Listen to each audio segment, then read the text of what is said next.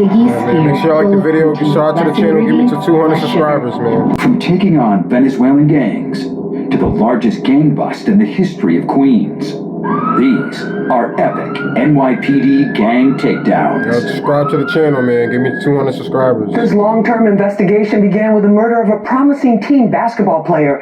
Now, nearly 4 years later, NYPD detectives tell us they have dismantled two rival gangs who terrorized South Jamaica residents with reckless gunfire, using drill music videos and social media to fuel their beefs. We got an exclusive look at their focused methods, which are very different from the wide-net gang sweeps of the past. Some of the more than 30 suspects were already behind bars in state prison and on Rikers Island for other crimes. They were brought into the 111th precinct to be charged in this major gang conspiracy case. So serious were the safety concerns about the explosive rivalry between the crews known as Money World and their opposition or ops, the local trap stars, that police booked them at separate precincts to keep their family members and associates separated when they showed up. It's pretty much shoot on sight when they see the opposition, and a lot of times innocent people are caught in the middle of it. Over the last 5 or 6 years, these two gangs terrorized the entire community. Before sunrise, more than 150 NYPD detectives and supervisors assembled for the takedown of the alleged gang members. Most are between the ages of 18 to 22 and have been arrested before. It started in the Baisley houses when Amir Griffin got shot and killed. In October 2019, 14-year-old Amir Griffin, a Cardozo High School student-athlete, was the unintended target of a shooting. He was killed on the basketball courts near his home. Sean, anything you want to say? 18-year-old Sean Brown was arrested for the murder and is part of this case. That could have been me. It could be my cousins, my nephews. I mean, it's just sad that that had to happen, but today, we have justice for the family. As detectives investigated, they found a connection to other shootings that were happening in South Jamaica. Some were in broad daylight, one even outside a high school. Police say an escalating rivalry between the Money World and local trap star gangs was responsible. Once a shooting occurs and there's retaliation for that shooting, it goes back and forth. And it seems like they're never satisfied with the amount of violence they've committed, and they're always trying to get one up on their opposition. Captain Gillis says the rivalry is over territory, not money or drugs. The hatred heated up over social media taunts and drill music videos where they allegedly bragged about the shootings, the actual locations, and even the calibers of guns used in incidents under investigation. The drill rap is always a motivator, right? And the drill rap is so specific in that they mention people that have been killed in the past and disrespect those people that have been killed in the past. And it creates a residual effect where it's a tit for tat, a one for one. Everyone's trying to get one up on the scoreboard. That creates a retaliatory effect on both sides. Chief, you have a lot of members of the NYPD here. Who is here and involved in this operation? Yeah, so this operation involves members of the Detective Bureau. In particular, there's two different units. It's called Queens South VCS.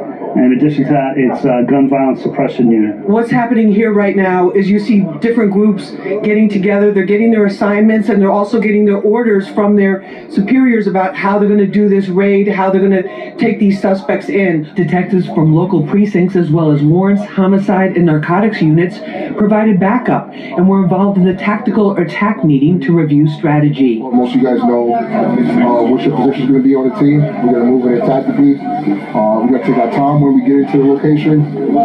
Make sure we communicate. Before we go out, they asked me and my cameraman to take precautions too. So ain't nothing gonna happen. Because ain't nothing gonna happen. had been pre-indicted. Them fake ass vests. Charges. Some are actually accused of murder. We head out onto the highway towards South Jamaica. We're part of an NYPD caravan right now going to the various locations where detectives will be apprehending the suspects in this case.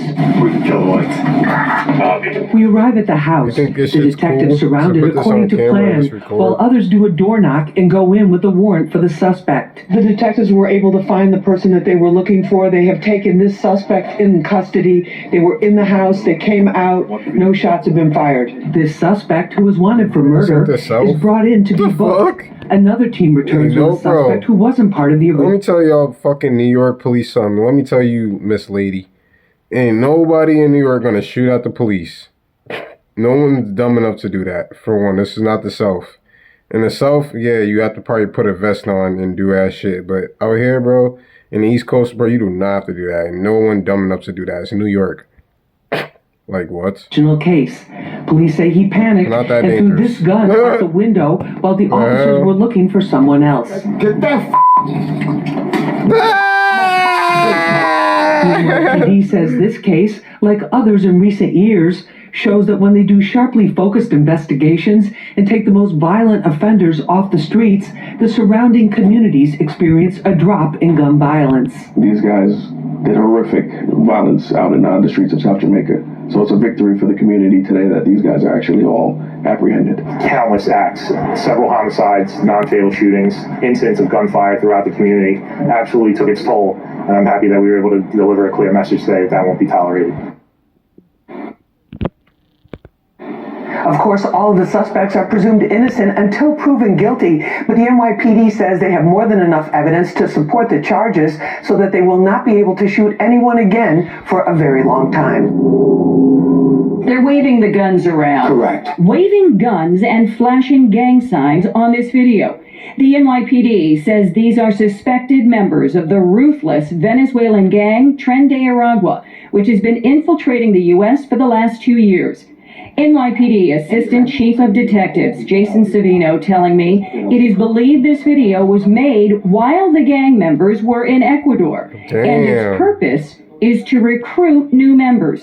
Then, when you fast forward, you see the same individuals where? In Times Square. So that's our concern. The NYPD says Tren de Aragua has been making it over the border with the migrant influx and is getting established in New York. What we do see is they are trying to grow. The gang has gone from petty crimes like shoplifting and stealing cell phones and jewelry to all-out shootouts in the streets.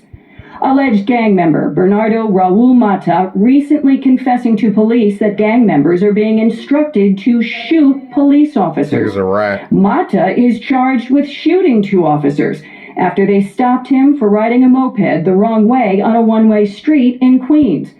In court, an assistant district attorney revealing what Mata told investigators about the gang. I ain't gonna lie, nigga will snitch when he's in a wheelchair. He got nothing else to lose. Guns being smuggled into migrant shelters in food delivery packages that are not being screened.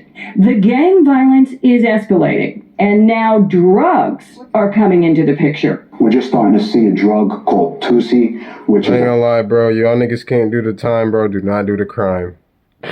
Cause you ain't gonna get nothing out of talent. You still gonna do the time, buddy. pink cocaine type substance. I don't know what the hell you niggas get out of telling. You niggas gonna still get time. It's as big of a challenge. You're not getting out the next day or the same day. Has faced difficult challenges in the past and is determined to win this fight to keep New Yorkers safe.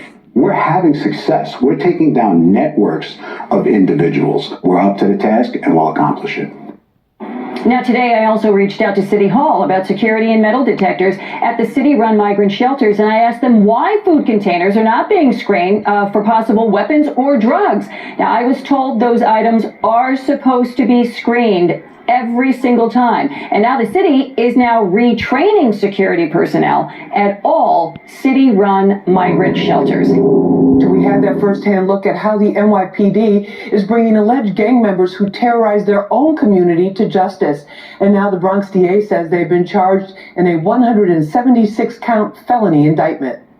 Nabens, police say you're a trigger puller. Police say you're a trigger puller. Is that true? What? Police say you're a trigger puller. Is that?